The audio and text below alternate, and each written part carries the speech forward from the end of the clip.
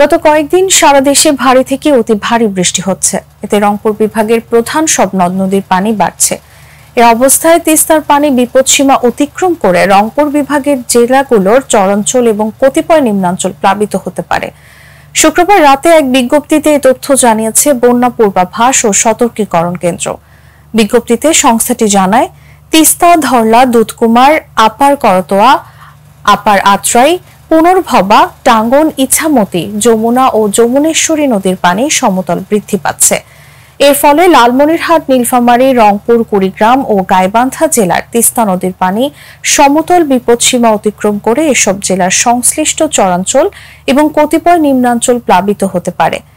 বন্যাজনিত সম্ভাব্য দুর্যোগ মোকাবেলায় প্রয়োজনীয় ব্যবস্থা নিতে এরই মধ্যে সংশ্লিষ্ট এলাকার পানি উন্নয়ন বোর্ডের কর্মীদের ছুটি বাতিল করা হয়েছে।